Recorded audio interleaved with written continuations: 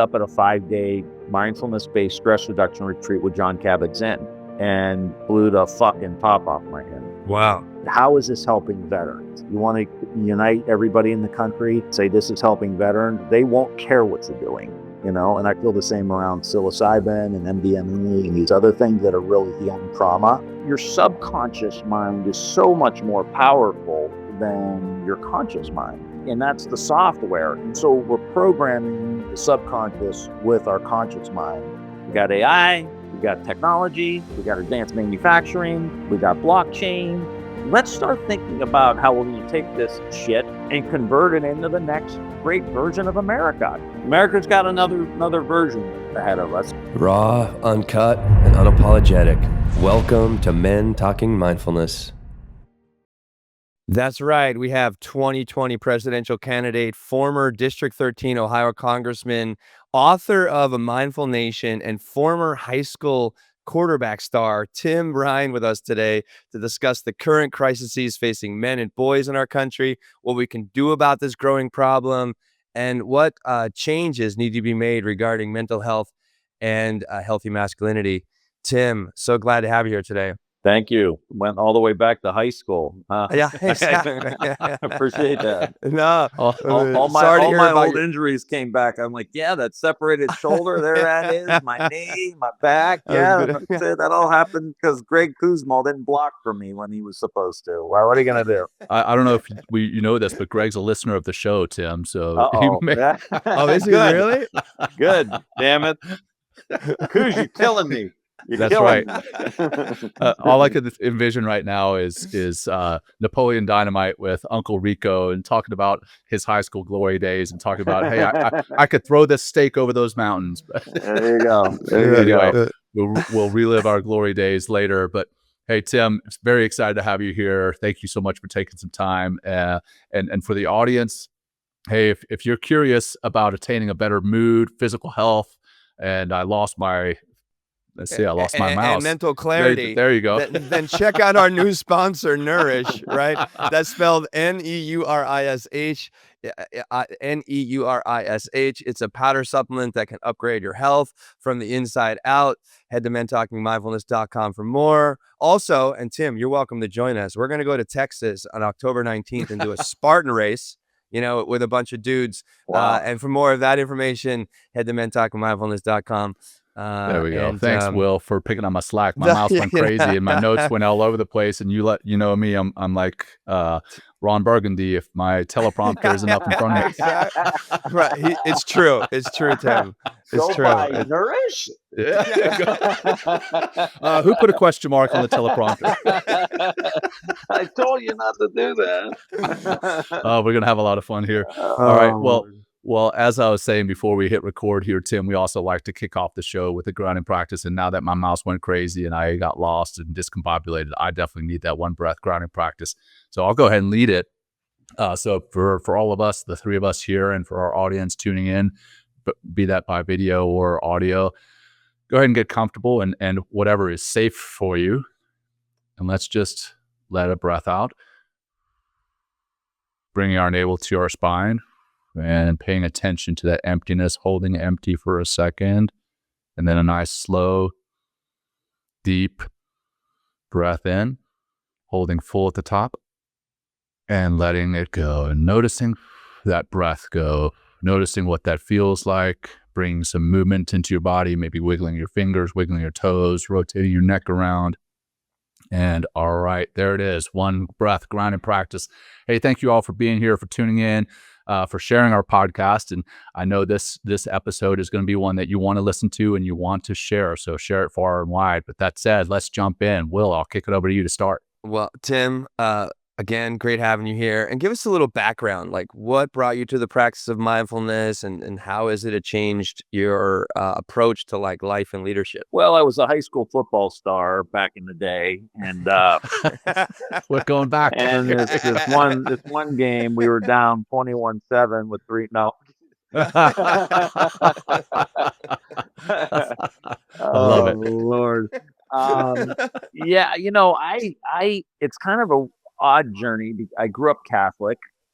I went to Catholic schools, And it's all kind of hazy now that I'm going to be 52 years old. But there was a few year period in there where I was, watching sports, and I remember watching Phil Jackson and watching what he was doing with the Bulls in the 90s.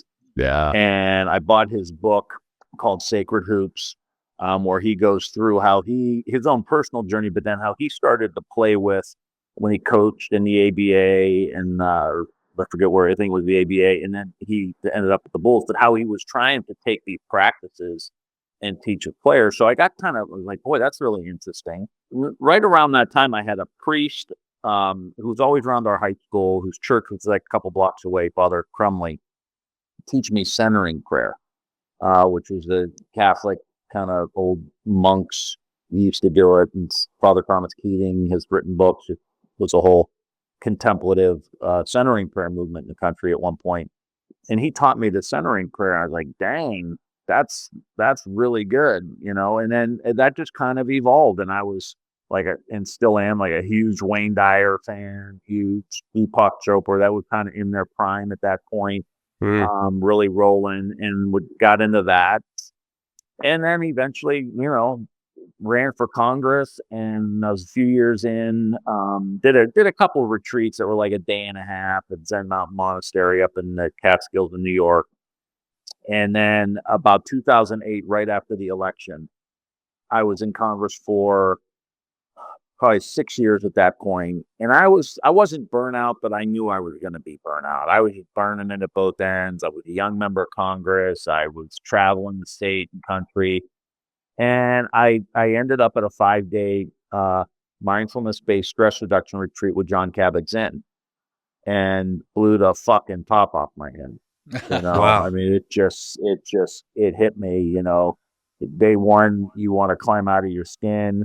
No Day kidding. 2, you want to like call your mom and like say, I need help, mommy. And apologize. And by day 3, you don't want to talk to anybody else the rest of your life. You're like, this is amazing. Like, I don't need to talk to anybody. I'm completely fine like this. And it just reoriented me, it just recentered me. And that was that. And I went up to John after. I'm like, we got to get this in our schools. At that point, John, as you'll know, like the vets were coming back from Iraq and Afghanistan, really, really hurting. So we got to get this to the VA. We got to get this in the healthcare system, because stress is so much a big part of, how sick we are. And John said, I'll introduce you to people and who are all doing research and stuff in these different fields. And that was the beginning of a Mindfulness and the book I wrote. And that's kind of how that was kind of the evolution of the whole thing. It's left quite a mark, obviously. I was just going to say the same thing. We recently had George Mumford on, Oh yeah, Coach Phil Jackson and Michael Jordan and Kobe. And he was phenomenal. His recent book was it Unlocked? Unlocked. Unbelievable. Yeah. Was it really read. great? I highly recommend it, Tim. It is so good. It is so good. So, talking about books and writings, you've written, to me, the answer is clear. We don't have a positive idea of a man's role today, and therefore we don't know how to guide boys into manhood. How do you think we begin to change this tide and this crisis? Well, I think you could probably trace it to kind of the erosion or dismantling of a lot of these institutions, corruption in some of the institutions, whether it's the Boy Scouts or the Catholic Church with the altar boys. These rites of passages that we used to have that, cued boys up, say, I can't do that bullshit no more. You're a big boy now, or that's juvenile shit. Stop, here we go. Next step. And just kind of walking, young boys through that what was cute when you were 9 is stupid when you're 11 and destructive when you're 13 or 14 or 15, let alone 30 or 40, And so these institutions, there's very few left that will walk kids through and boys through. And I think a lot of that too, like with the erosion of jobs, like a lot of times you graduate from high school in Youngstown, Ohio, and you go to the steel mill and you join the union And then you'd have to go to union meetings and you'd have to show up at work on time. It was like there was no bullshit. Like you were moving into adulthood, and then you had to learn how to handle your money. And then it went to, well, we don't have those jobs anymore. And I think a lot of boys started to kind of saw, it's like kind of like a Bruce Springsteen song, but like the promise that was there isn't true anymore. And maybe it was never true, but we kind of thought it was. And I think that began the distrust of institutions, and lost the economic opportunity, and people just started kind of wavering. I mean, you guys, we talked about sports. Like we probably all had old school coaches who, there were lines you didn't cross, Yep. and there were standards that had to be met around both performance and behavior, and practice, and developing yourself and all that stuff. Yeah, but now it seems like today, if you're not in an athlete lane, and I'm glad so many women have that opportunity now. But what are the other boys doing? There's gaming. Very true. There's no shop class. There was a diminishment. No wood shop. There's a diminishment of that role in society. Everyone had to go to college, and it's just like everything conflated at the same time. And I think that's kind of, and a little bit of the politics of the culture stuff about, women, and supporting women and promoting women, which we're all for. Of course. 1,000%. Like my kid wants to go watch Caitlin Clark play. I mean, he's like, that's cool. Yeah. It's awesome.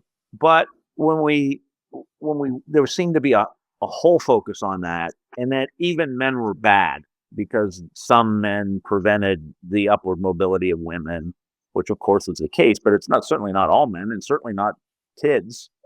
Right. So I think in that whole process over the last decade or two, boys just felt like they didn't have a place to go economically, culturally, and we failed as men to give them some kind of, real substantive ladder to work up. And so they defaulted to the only guys that were talking about how bad they were hurting. Right. Yeah. It's unfortunate that with raising up women, a lot of people feel that it's a zero-sum game, and that by raising up women, we have to knock men down. We can raise both up at the same time, and I think that's what people need to realize, that by raising both up at the same time, we raise everybody up. Yeah, and what's better for a woman than a strong man? Exactly. A well-adjusted man. Not that I'm well-adjusted, but just in theory, I think that would be great for women.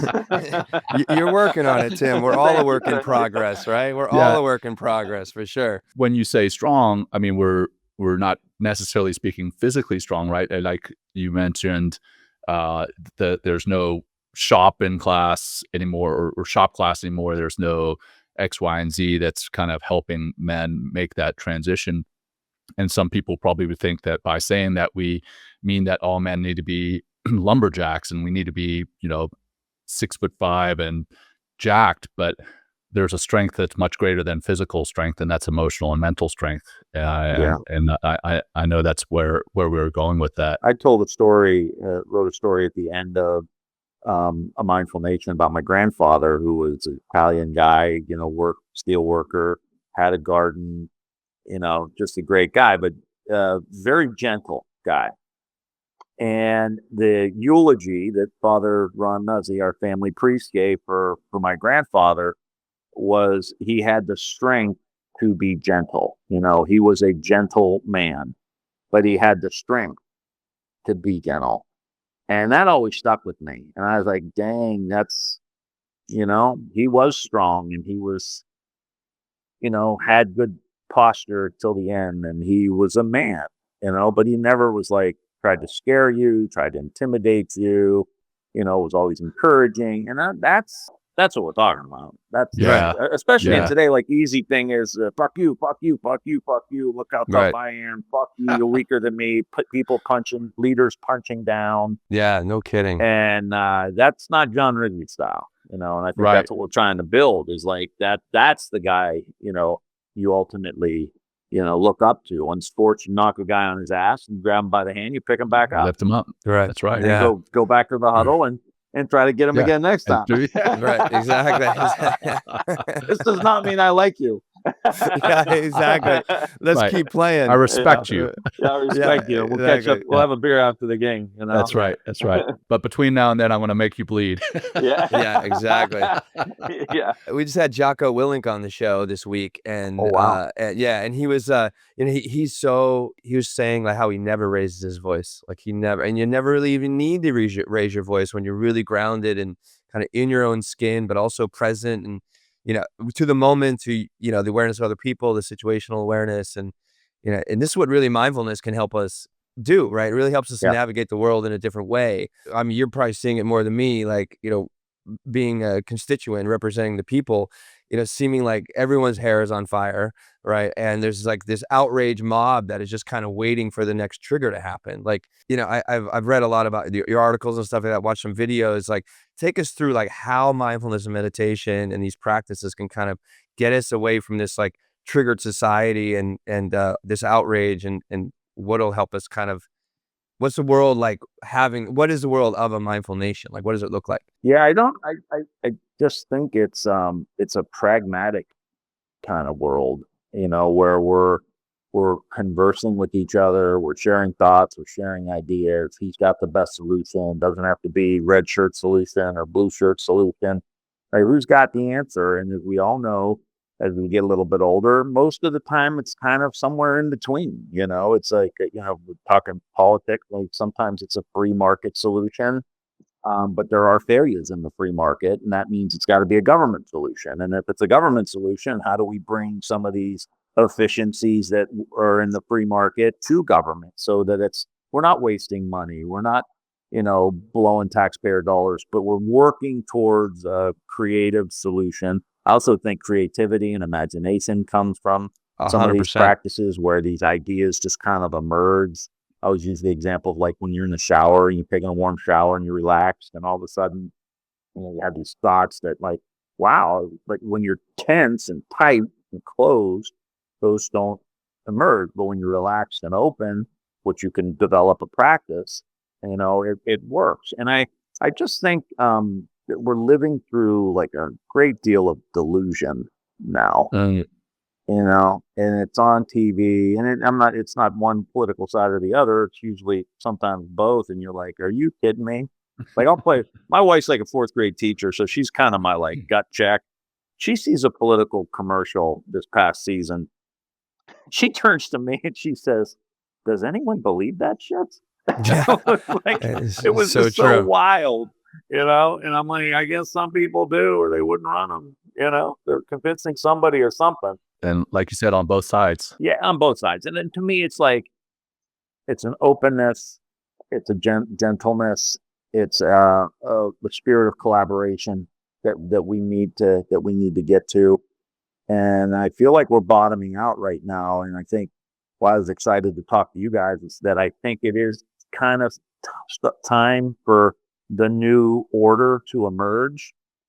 But we've got to create that kind of context in which it's going to emerge out of, so it doesn't fall to some of the more toxic elements of society, because people are going to be looking. Right. I totally. And it's also, but I feel like we're like the divide, amongst us. And I feel like there is a deliberate need for division. So we're not listening to each other. We're not collaborating with each other. We're not like, finding creative solutions to major problems that are just going to continually screw us and maybe destroy our nation completely. It's just so disheartening right now. It's like, cause we're here with three men that we're having a conversation. We're like, obviously we're very much aligned in the same mindset as far as like what we want to see in the world and how we can actually facilitate change, through just being more aware, having these conversations, being open to new solutions, to being wrong. And I see so much of that or not happening in the political discourse. Let me just say this. So, and I got a crazy journey that I'm just generally on, and the awareness piece is a big part of it. Um, and kind of being in the present moment, trying to discipline your mind to be in the present moment. But I'm more convinced now that it's also about, and you can see this in like sports psychologists. I don't know if you guys have read like Michael Gervais, he was with the Seahawks, and Pete Carroll, who does a lot of extreme athletes. Yeah, he has a mastery podcast. It's also about what you tell yourself, and how your subconscious mind is so much more powerful than your conscious mind. And if we are like, and that's the software, and so we're programming the subconscious with our conscious mind, and I'm as guilty as everybody else. But if we keep, if our inner dialogue shifts for most Americans to say we're coming out of this better, you know, like I'm optimistic, and maybe the breaking and the bull in the china shop kind of scenario we're in now, or it seems like everything, maybe that needed to happen, you know, and maybe the coach needed to throw a garbage can in the locker room to get everybody's attention. Bobby Knight. Not Bobby that that's Knight ever happened. throwing a chair on the court. Bobby Knight, right? I mean, God. He said the guy over there didn't have a seat. I was just throwing over for him. We've got to start, like Michael Gervais would teach, and I started using this with my 10-year-old. Like, you get these little phrases, mantras almost, that you tell yourself, like, I'm dialed in. I can do difficult things. I've done this before. And then you start to relax, because now you're not telling yourself whatever the negative rumination you had. You're actually programming the software to go do something else. And so I think and this is like last couple of weeks, I started reading some of these old books. Joseph Murphy has a book called The Power of the Subconscious. I actually just re-listened to Wayne Dyer's Power of Intention. Yeah, I have it on my shelf. It's all about planting that seed, and you're really programming your own software, and then your connection to your soul that's connected to the rest of the world, and to God, and to the infinite, or however you look at it. That's happening outside of your conscious mind. You plant it in there, and you start planting these seeds. And I think, like, we've had moments in our history where Roosevelt, in the midst of hell, is saying, we have a rendezvous with destiny. Now that's like, okay, now we're talking, buddy. What are we doing here? Rosie the Riveter, I'm going to the factory. I'm a Victory Garden. I'm going to Europe. Like, tell me where we're going. Kennedy's like, we're going to the moon. Yeah. Not because it's easy, because it's hard. Right. Then you're like, yeah, it's hard. Okay, but that's good. I like hard. Let's go. When was the last time we had that? You know what I mean? And not to get political, like when 9/11 happened, like W. Bush, who, I'd take him now for president. But he said, go shopping, right? What are we going to do? 9/11. Yeah, exactly. Go shopping. Yeah. Like, no, that's not. So we have to, as citizens, like, start reprogramming ourselves. We're going to come out of this. We got AI. We got technology. We got advanced manufacturing. We got blockchain. We got all this cool stuff that's happening. We're learning more about the mind that we've ever known. We've learned more in 20 years than we have in the past 200 on how the brain works. AI can help with that. AI can help with healthcare and preventing disease. And so there's all these like really cool opportunities that are out there.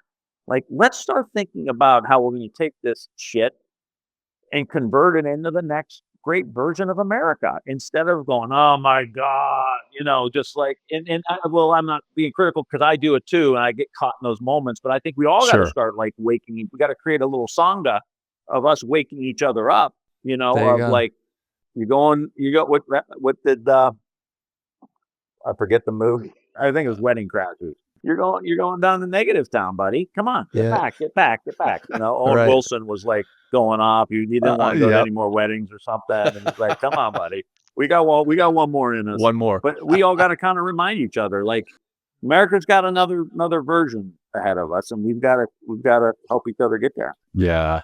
And man, so much that you just brought up there that we've got kind of outlined in our notes here. But I'll jump right on that last bit with the technology and the AI. From your perspective, what do you feel the role for technology is in shaping, supporting, or perhaps even undermining healthy masculinity? And then how do you envision the future of work and masculinity in the age of AI? I mean, those are some deep questions. Like we could have a symposium, and like the president of the United States should have a symposium I on fucking hear these you. very Yeah. questions. Mhm. And we should bring the great minds of our society today and just say, like, this thing is really powerful and it can go a lot of different ways. What do we do as a society to, cultivate the benefits of this and reducing the risks of this? I think would be very constructive for the country. I'm a little more optimistic on AI from a generally speaking. I know there are people that are concerned about it. I don't know enough about the technology on how you have controls of it or exactly how that would work. I'm sure there needs to be some, but we also want to make sure this is an American thing.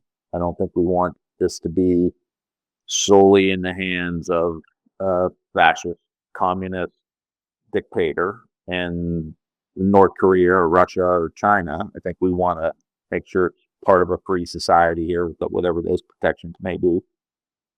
But I do think there's an opportunity. I mean, it could be a real gift. Like we've got, tens of millions of kids who have trouble learning and can't get in the workforce. I think AI could be pretty good at trying to help us figure that out.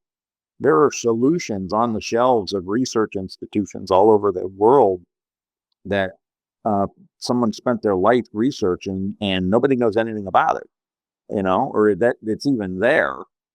AI can plow through those documents and help us maybe understand something better than we ever could. That some guy spent 30 years at the company doing research or wherever, got a gold watch and went on his merry way, and we don't know anything about it. Same with healthcare. And so about saving money and all of this. So you take all the savings from that, you push that back into, better investment. That could be great. With the masculinity piece, that's hard, because again, you're getting into the job displacement. And so I think our goal has to be, and it's really hard for men, it's even hard for women, but not to be completely identified with your work. Work will come and go, but what's your passion? What's your purpose in life? Why are you here? Maybe it is your job. Maybe if your job's a vocation, maybe that's the case. But for a lot of people, it's just a job. Well, I was going to say for, like you mentioned, for a lot of men specifically, and I know it's becoming more and more so for women as well, but they identify it because that's their way of providing, and providing for so many men is their purpose, right? So when they're jobless or when they have a job that's not providing enough, then they start beating themselves up a lot. But I also I've got another topic or another conversation about the AI and the technology. But Will, before I jump into that, I want to turn it back over to you. Ask whatever you're going to say. No, I mean, just like, is there like an unwillingness to have this conversation? Because it's happening. Like, I mean, in 3 years from now, like, I mean, AI, what it could potentially be doing, and like, if it'll even be sentient, like, I mean, in your, in the lawmaker realm that you're kind of in, like, are people concerned? Are they, you know what I mean? Like, this is really happening to us, and it's really going to have an incredible impact, and we can create a positive impact on our society with AI, which I really appreciate what you mentioned.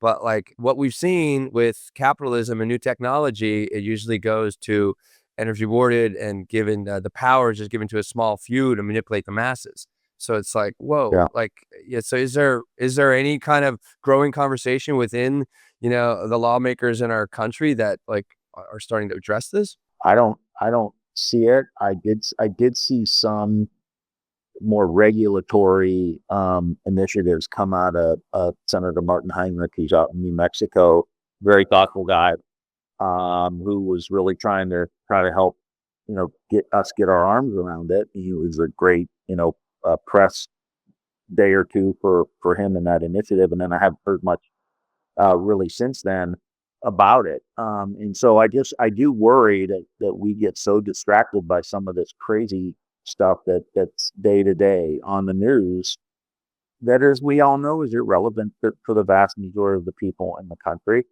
and it distracts us from these really important conversations. And it's the fractured media and the algorithms and all that. But like you're saying, that this is now on steroids. I mean, you see what the algorithms have done to our country right now. True. Very true. That's probably one of the main reasons we're so divided, because everyone's down their own rabbit hole. Well, if it bleeds, it leads. So the algorithms are going to feed into that, and that's going to pay the social media companies and pay the news media companies as well, which is kind of tied to the tech question that I had before, maybe more of a comment than a question. I don't know if you've read Anxious Generation, Jonathan Haidt's book. It's all about. I've seen Haidt. I think I read it. Here's another book I read, I think. Yeah, The Coddling of the American Mind. I think that's Haidt. So in this one, he talks about how social media has changed young girls specifically. When Facebook came out, that was one thing. Then Instagram came out, but then the forward-facing camera on our phones, how those came out, and how girls were taking pictures of themselves and applying filters, so then other girls would see them looking quote unquote perfect and then compare themselves. But then the side that he addressed with boys is that with these things in our pocket, and for those listening, I'm holding up my cell phone, pornography became a big thing, right? They have access to pornography instantly, and how that has literally changed little boys' minds. It's rewired minds, having that instant access. But that was a thing that nobody talked about, right? We had social media, we had a new phone, we had a smartphone, we had forward-facing cameras, we had access to all these things. Nobody had a symposium, or at least not that I'm aware of, to say, oh, how's this going to change our brains? And I think you're spot on, Tim, is that we need to have many, many symposiums about how AI and the advent of machine learning and all these other technologies are, in fact, going to change us as individuals, going to change us as society, is going to change us as a planet.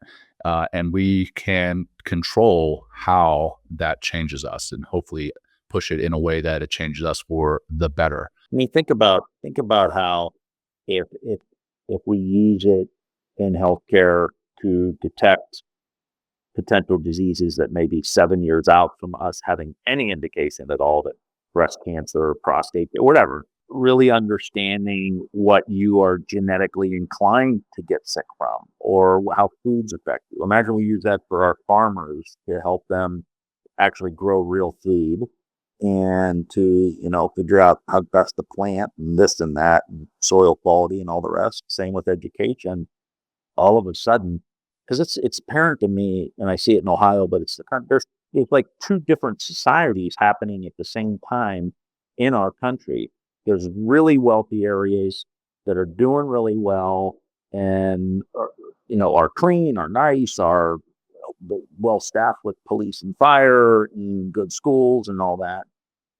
And those kids have access to technology, and they're going to learn about AI, and they have healthy lunches and breakfasts and all that stuff. And then you look at a lot of other areas. There's no tax base. The crime is an issue. The schools don't have the resources. It's pay to play for extracurricular activities and that kind of thing. You can't get mental health coverage in a lot of these areas because no one can afford to pay anybody. You're going to go to Columbus and make $50,000 out of school, or you're going to go to Athens County, Ohio, and make $33,000 a year, as a school psychologist or something. So you can't find the workers. And that is happening. And eventually, and Harari wrote about this, I don't know if it was in Sapiens or what book, but he's like, I think it was his last one. It's just gonna constantly get the spread. The delta's the gap's gonna get bigger and bigger, and that's bad for everybody. It's not great for the guys who are in the top tier. Yeah, you may be wealthier, but you have social unrest. You're not going to be able to find workers for your company. There's going to be all kinds of problems. Well, why is there this could come back to mindfulness. Why is there such a backlash to emotional intelligence, to bringing more mindfulness and meditation to schools? You've been called the Congressman Moonbeam, because of your because of your ideals and your aspirations around this work. It's it baffles me all the time. A lot of these practices are considered woke, I mean, is it just like a way that people package them so that we can ignore them and not like actually speak to the truth of them and unite around them and create a better nation? It's like, I'm just confused. Like, where does this come from your perspective? Well, I think if you're in the mindfulness space, right, you're meditating, you're working on mindfulness, you're writing books about it, you're not necessarily outward facing to how do we brand this thing. And that's really what I wanted my contribution to be around mindfulness, that I re-released as Healing America, is that how to frame it using kind of my political campaign mind. How do you frame this? And I always felt like you lead with veterans, right? How is Mm. this helping veterans? You want to unite everybody in the country that say this is helping veterans. They won't care what you're doing, and I feel the same around psilocybin and MDMA and these other things that are really healing trauma. So, we should talk about it in the sense of this is healing vets, this is healing trauma, that kind of thing. And then again, like America's culture is sports. Like we are a sports culture from August 15th until, through the new year, you're watching college and pro football almost every night of the week. Right. And then you, as that dies down towards the end, here comes college basketball in the tournament and then the March Masters, Madness. and now yeah, and now we're now in the NBA, Go uh, Knicks. right? Awesome, like, I'm in but New York City. I don't care about your Cleveland Cavaliers there, well, Tim. nobody does now. They're gone. I was like, You know, uh, but like it's fun. Like, oh my God, here the Knicks come. Oh my God, Tatum's hurt. Oh my God, Cavs are the best team going all year, and they're out. Like we're just yeah. immersed in this stuff.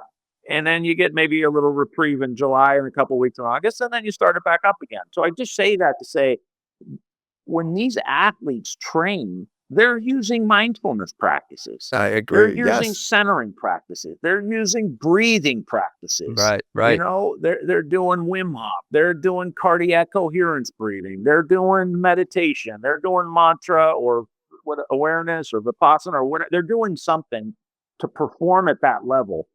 So I always felt like, why is it that if you go to the Ohio State University, you get a study table, you get a great diet, you get prayer groups, you get meditation practice, you get obviously weight training, skill training, video training. But if you're in Bunk high school in wherever, high school, elementary school, you don't get access to any of that. And why are we doing that just for our elite athletes? We are the United States of America. These practices should be in every school, Agreed. and 100%.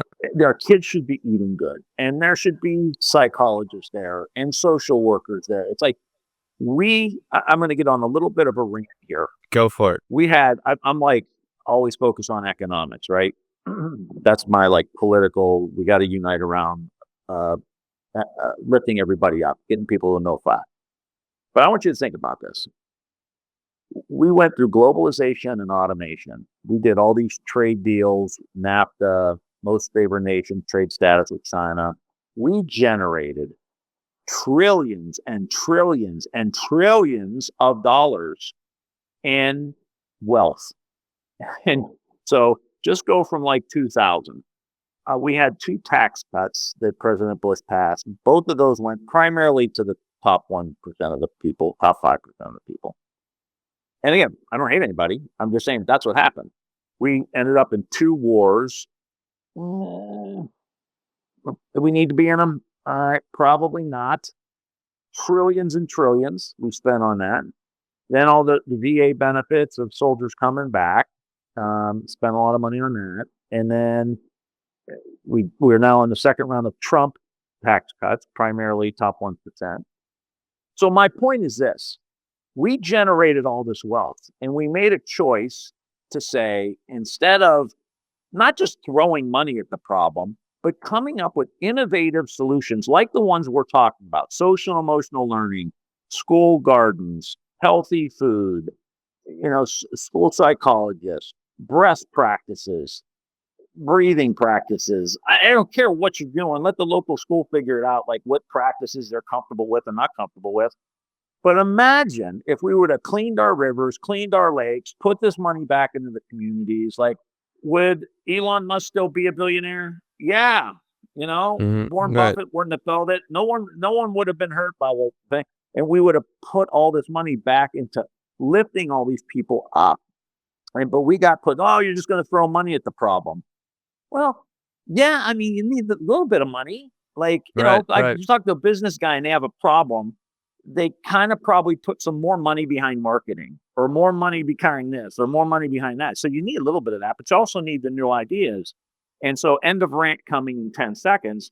We have to have the new ideas if we're going to tell those folks, hey, we can't do the tax cuts for you anymore, guys, but we got some really cool shit coming that's going to it's all science-based. We got research on it. It absolutely works. You know what? Most of those guys will say, absolutely.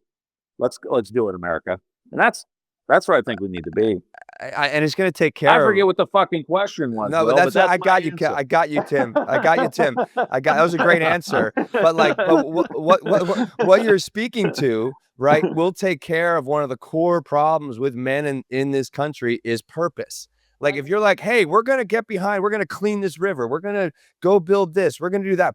Men could be like, yeah, let's go. And just imagine that, like, because it's also you're aspiring to a higher purpose, it's a higher cause. It's not about you and your life, but but also it's like helping the country. Like, we have this amazing American spirit that is definitely lacking right now, And if we can, raise that spirit on from the inside, right, with like what you're talking about, like would just really begin to change things. We have suppressed the American spirit because it went from Civilian Conservation Corps and Peace Corps and Vista and be an engineer so you can help us go to the moon, even if you go off the Northrop Grumman, to go shopping.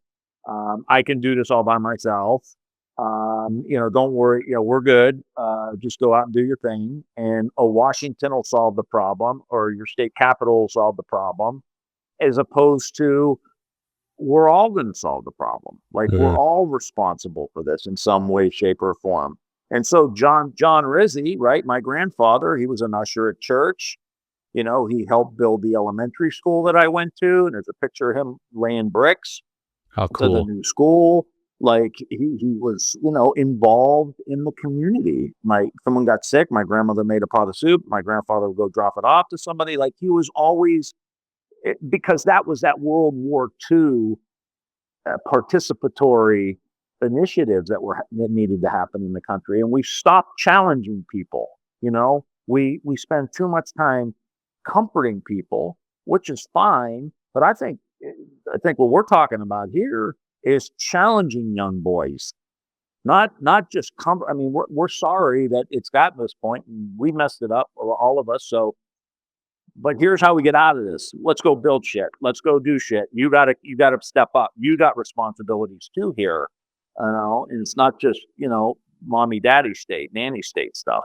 I think we're also responsible for the educational system, right? You talked again about shop class, and I'm not saying that shop class is the answer to everything, but in education, I mean, I learned what an amoeba was, and I learned what the Mercator projection of a map was, and this is all stuff that tell me what both of those are real quick, so I can. I know, but where are you going? Where I'm going is that stuff hasn't come into play in my life at all since I've been an adult. But you know what has come into play? My challenges with emotional regulation, my financial education. If somebody says, hey, do your taxes, I'm like, this may as well be written in a foreign language. I have a CPA that does that. I think our educational system could be completely revamped to include emotional regulation, mindfulness practices, meditation, financial education, and start very young. I didn't know how to balance a checkbook, even though I was a math major. I struggled balancing a checkbook when I was younger and living off a budget. But now I'm getting onto a soapbox here, Tim. But Are you familiar with the Holistic Life Foundation at all? Oh yeah. Yeah. Oh, So good. Ali and Ottman Yeah. Smith and Love those Andreas guys. Gonzalez, fantastic. I wrote about them in my book. Oh, Oh, nice. hell yeah. Yeah, and I've they've known got those guys for a long time. We've had a few adult beverages together over the oh, years, too. nice. Well, they wrote Let Your Light Shine, and we've had them on the show, and they are doing so. For the listeners who are not familiar with HLF, the Holistic Life Foundation, they're in Baltimore, and I think they were growing since the last time we talked to them. But they started in Baltimore, bringing mindfulness to inner city kids, and it changed how they showed up at school. It changed how they performed. It reduced the number of disciplinary events, no detention, no suspension, no expulsion, or at least reduced numbers there. I think actually there was a time when it was completely zero. And they're doing what I believe needs to happen on a national scale. Bringing this stuff into educational systems from the very get-go. I've got 3 young kids, an 8-year-old, a 6-year-old, and a soon-to-be 4-year-old. And, they do what 8, 6, and 4-year-old kids do. They throw their tantrums. But there's times when They raise I hell. have to. Oh, they totally raise hell. But They do have your DNA. So they do. Well, they do have that. But more importantly, they have my wife's DNA, and she is a hellraiser. She's fantastic, and I love her for it. But yeah, the bottom line is I'm starting to try to teach them mindfulness practices, and I'm seeing changes in them. So if it's not in the educational system, which that takes time to change, where can it be? It can be in us as parents. We can teach our children these if it's not there, and it's incumbent upon us to make these changes early. Again, so more so a rant on my end here, Tim, than a question. No, but I love. Let me speak to that for a quick second. Yeah, please. There's great programs. One's called Centering Pregnancy, and then one's called Centering Parenting. And the Centering Pregnancy gets groups of 12 high risk of pregnancy women and moms, and they meet every couple weeks with either a nurse practitioner, a doctor, somebody in their community, and then they meet every couple weeks. And the statistics on, they talk about how to breastfeed, issues with their diet, like stuff that really encourage a healthy pregnancy. Long story short, the benefits are significant for both the mother and the baby. And then they created a program called Centering Parenting, which encourages, again, parenting practices, probably a lot of the stuff that we all need as parents that we may not know, all in small groups. So to your point, it's like we know how to get a healthy pregnancy, have a healthy pregnancy, how to raise a healthy baby. We know how to do that. The problem is there's an information block getting to people. We don't have, daughters living with their moms and grandmothers where you're passing down how to midwives and all that stuff and how to best do everything. It's been a cutoff again, not the like nanny state, but like, well, you get your health care through the healthcare, you go to the doctor, So anyway, long story short, there are ways for us. There are programs out there. We don't even have to invent them. We just have to grow them and expand them. What schools are doing breathing techniques and mindfulness-based programming for their kids, and how does that compare to a normal school? And we all know it's going to be unbelievable because you get the kid out of fight or flight mode, and we have all these kids in trauma. So you're eventually going to see test scores go up. We were at a conference the other day, and people were talking about education policy this, education policy that. I said, look, I'm not here to be the skunk at the party, but if we don't handle our kids' brains that are in trauma, I don't give a shit what your 10-point education plan is. It's not going to matter because the kid's not going to be paying attention because their prefrontal cortex is offline. Right. We're into the amygdala and we're in the fight or flight mode. And if we don't get out of that, it ain't happening. So let's modernize the education system by saying, here's what the foundation of the education system needs to be. Okay, now where does AI come in? Where did some of these other things come in? But that's got to be the foundation. If your brain's in trauma, you ain't learning. And you see it with kids. I'm sure you're seeing it with your own kid. It works. It works. Yeah. It's a grounding and centering. Again, like I just don't understand. It just baffles me that like this is not everywhere. It's not mainstream. It's like it's like it just creates a better society everywhere if we're creating better kids, and it's just so disheartening. You mentioned We're earlier changing it though, Will. We're we are changing it. we are we Right. are. I mean, and One like I mean, podcast at a time. one podcast at a Yes. time. You know, like exactly, and like you know, it's interesting how people really need to like yourself, like you.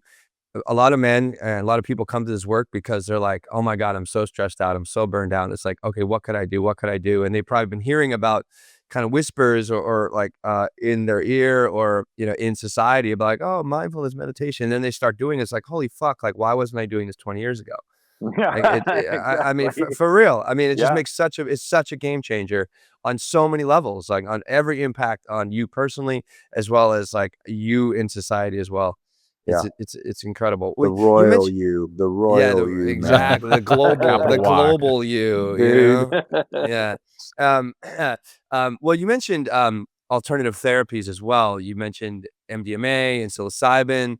Like, have you have any experience with that personally? And has that like taught you anything or changed anything? Because I know like these therapies are hopefully they're gonna like be more part of the conversation as well because they're such an incredible, powerful healing agent. Yeah, yeah, I have. And you know, I was on the Veterans Affairs Committee, and this conversation really started percolating. More and more vets came back traumatized, and now really the leaders in the psilocybin MDMA initiatives in the country, like the tip of the spear, again, are veterans who are saying, this saved my life. You know, I almost committed suicide, or I almost killed my kids, or like really, really heart wrenching tragedies. And you're damn right with your tribal stuff. You know, I know it's maybe foreign to somebody, but you know, I think these are very, very important plant-based medicines to heal the trauma, and we should absolutely explore it as Americans and indeed leaders in it, because if we can take on the trauma issue for, you know, drug addiction or treatment and the recovery process that's so difficult for people, if this is having huge benefit for us, we're saving lives, and everybody should be for that. Absolutely. And that's actually where Will and I, we worked together for 2.5 years, almost 3 years before we actually met. And we met in Costa Rica at a psilocybin retreat. And I can attest to the healing awesome. power of the psilocybin in my trauma. And we were there with several other veterans, and we saw it happen for them as well. And we've interviewed many since then that have also healed, not through the Western healing processes, but through mindfulness meditation and through plant medicine. So definitely do hope it becomes more mainstream in the coming months, years. Talking about mainstream, from your perspective, what do you feel are some practical steps that leaders can take to make mindfulness more mainstream, whether it's in education, whether it's in, you know, politics, wherever, the community? What do you think are the steps that we can practically take to make that happen? I think really giving leaders the experience, you know, of having it, and seeing what it does for you, and then you can then speak with some level of authority to, you know, your rank and file folk, whoever they may be. General Dunford, who was chairman of the Joint Chiefs of Staff, for example, had a weekend training in mindfulness and promoted it within the Marines while I was in Congress, trying to get the military to do this. So that kind of initiative being taken by that kind of leader, I think is really, really important. And just trying to demystify it too, I think is really, really important, which is why I think the sports piece is really important.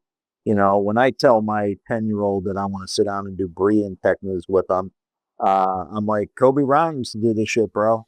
Right. You know, Yep.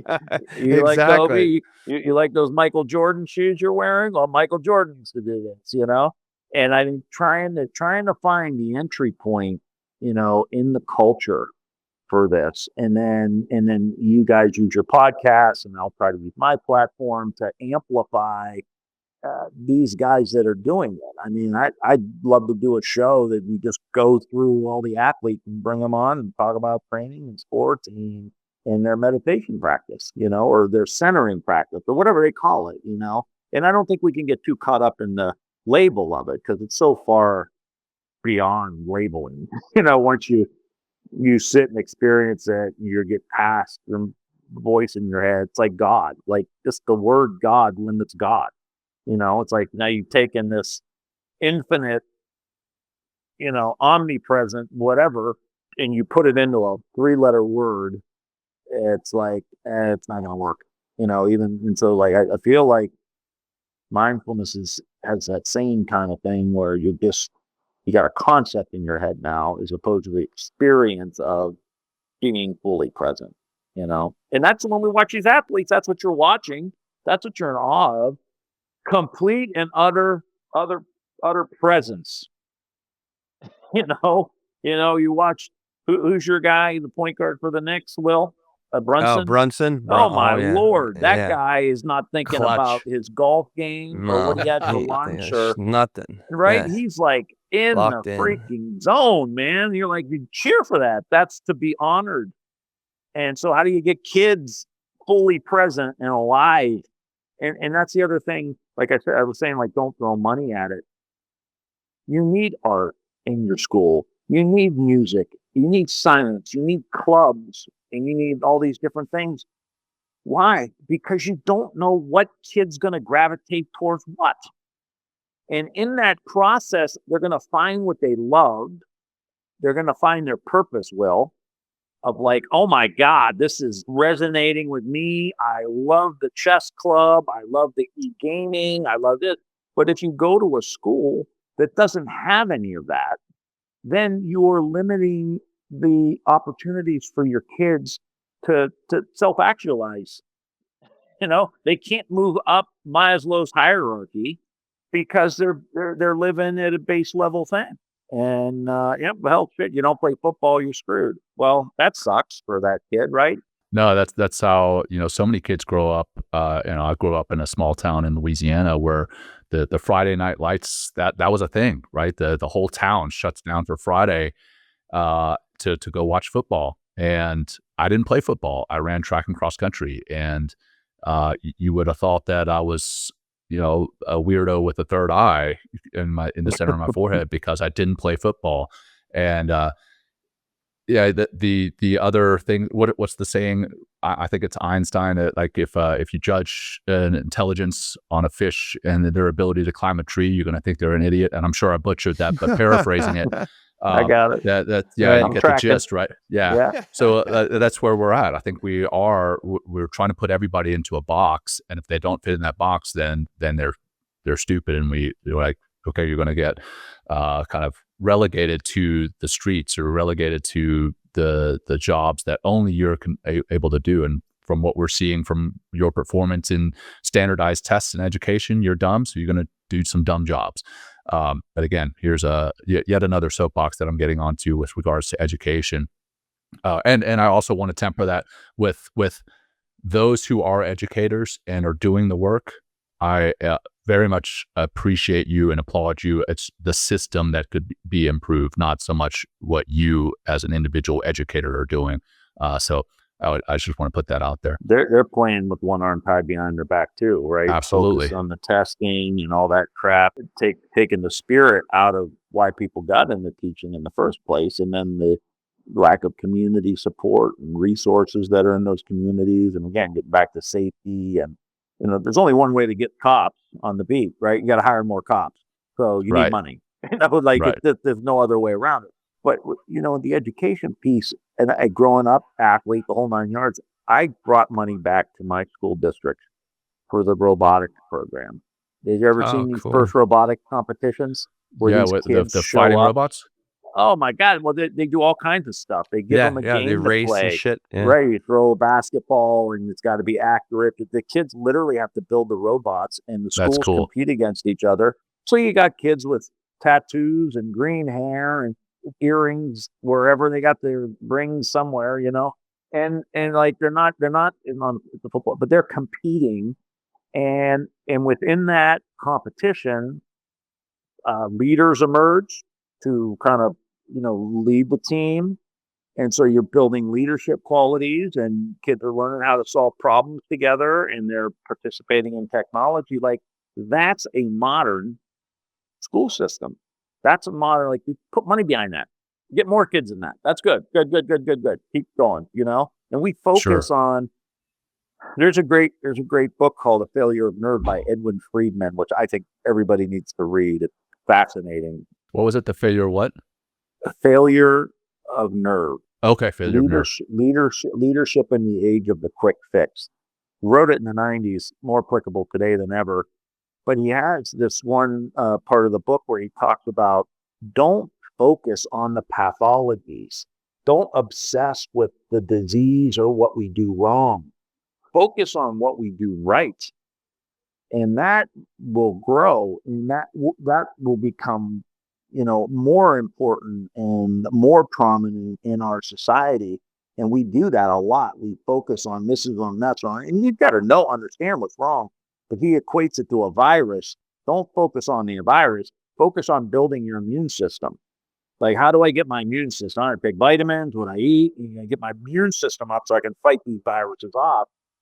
And if you have money behind things that are being successful, those are going to grow. You're always going to have kids that fall through the cracks one way, shape, or form. There's no way around that. But sure, how do we get the majority of the people up and running? It's always like the elite kids and this and that. Well, how about the middle of the pack kids that are like, let's invest into them too to get them strong. Yeah. I feel so much of the way we, like you were mentioning in that book, it's like we attack problems from the outside in, instead of re-engineering the human being from the inside out, and really give them like all the things we talked about. Mindfulness would be very helpful in order to really discover like who I am, what I can do, like the power I have, and just bring forth the human being at a very young age. And I wish and there's some educational systems that do that, or like Montessori, definitely helps like create like good kids and good students. And I wish there's more of that across society. And one thing that gets in the way so much is we're being programmed by the technology in our hands, like the social media and stuff like that. And it's creating a whole another way of like being in the world, always trying. I live in New York City, so it's like I see a lot of people expressing themselves in many, many different ways. And I see a lot of this expression playing to more likes on the fucking algorithm, which I'm like, oh my God. I mean, it really, it's a real thing. Let's just, before we close, can we expect a presidential run from you in 2028? Oh, God. Tim Kennedy, or Tim Ryan. Sorry. When we had Tim Kennedy in the show too. I just fucked up my names, our guest name. Sorry. Well, Sorry, I think Tim that's Ryan. a Freudian slip there with the kid. I think I would do a lot better on the ballot if it was Tim Kennedy. All right. not Well, Tim Ryan. what do you got? You think you're going to run again in 2028? I don't know. I'll think about it. I do feel like I can contribute, and I feel like somebody in this space that we're talking about, can probably resonate, I would think, with a lot of people. So we're thinking about it. There's a governor's race in Ohio too, that's true. next year. So we're looking at that. So we'll see. It'd be fun to try to implement some of this stuff. Yeah, you and Vivek. For Ohio governor, right? Yeah, that would be fun. He's a fun one to listen to and watch for sure.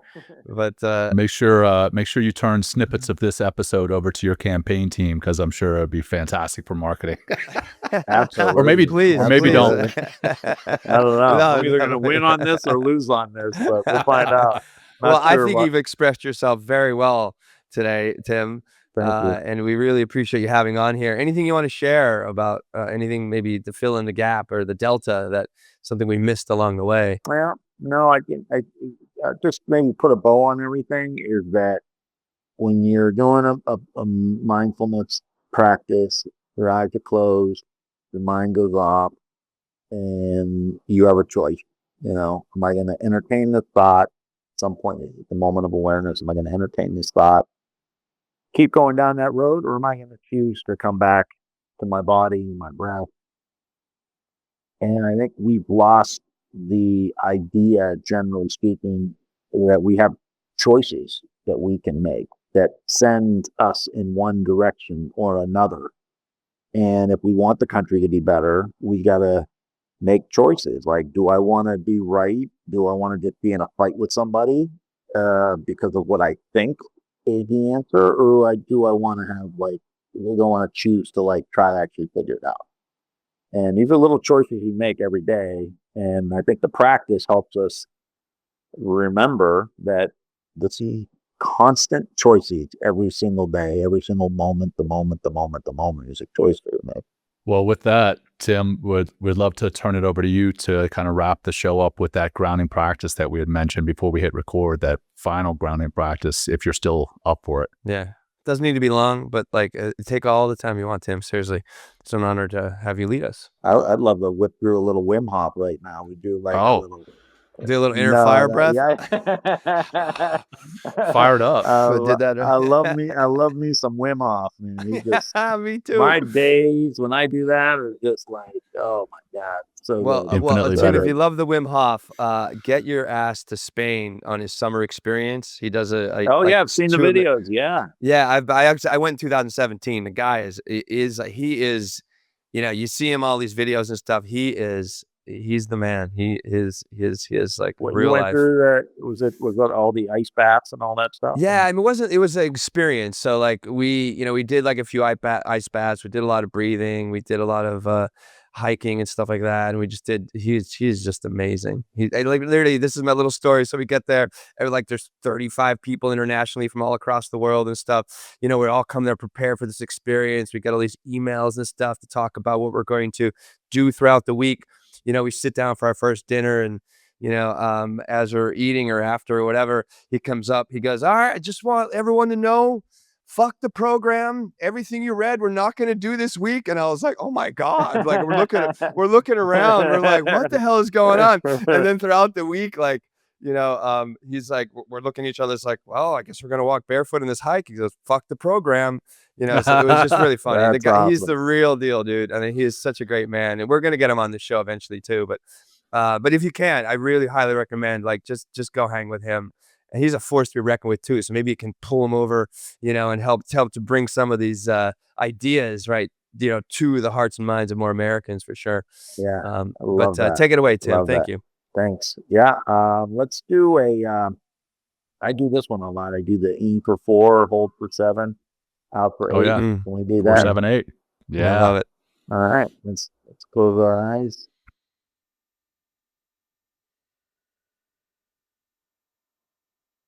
We're going to inhale for 4, hold for 7, and exhale for 8. So the final 8 is much longer than the inhale for 4. So let's inhale 2, 3, 4, hold 2, 3, 4, 5, 6, 7, exhale 2, 3, 4, 5, 6, 7, 8.